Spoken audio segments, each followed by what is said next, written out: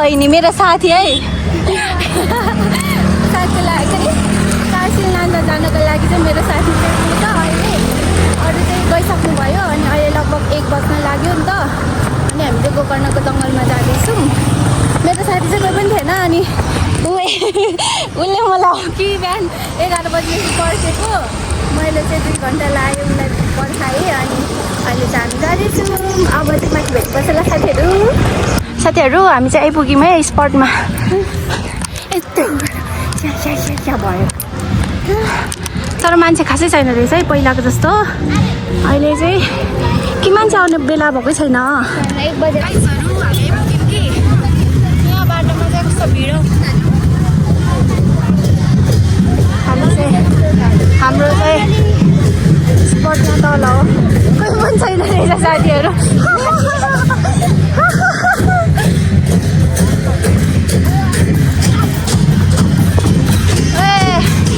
हाम्रो केटाकेटीहरू नाच्दैछ है साथीहरू यहाँनिर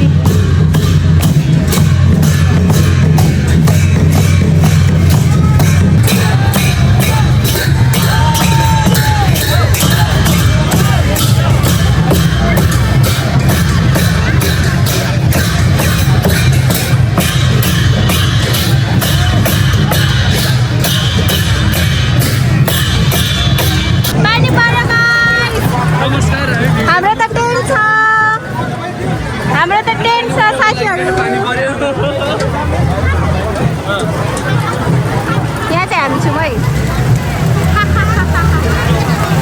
हाम्रो चाहिँ टेन्ट टाङ्गिदिनु भएको छ पानी पर्यो यो चाहिँ हाम्रो थान हो परेर हामी चाहिँ साथीहरू यसरी बसिरहेको छौँ है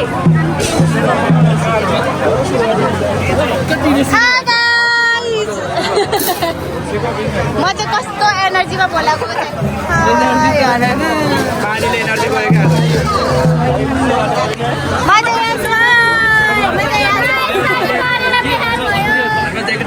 ल मेरा साथीहरू पनि आइपुग्यो है साथीहरू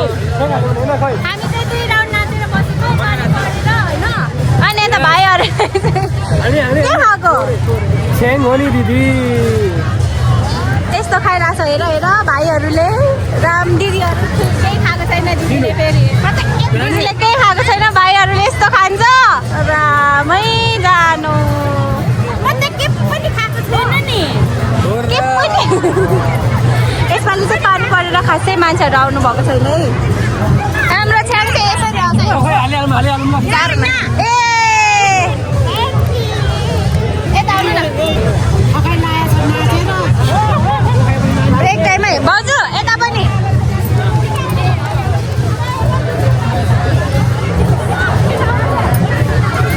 ब्रेक टाइम क्या साथीहरू ब्रेक टाइम एकछिन हतार लागेको अरे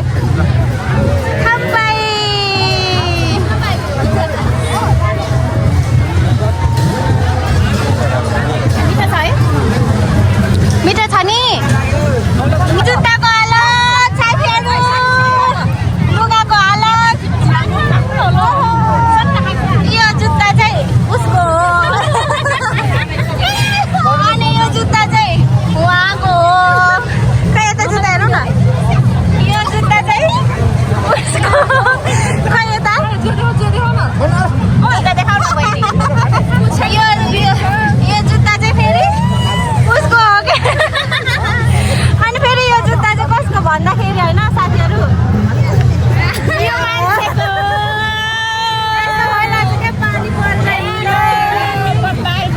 हिलोमा नाचेको के हामी यस्तो हिलो हामी त्यसरी खाना पर्छ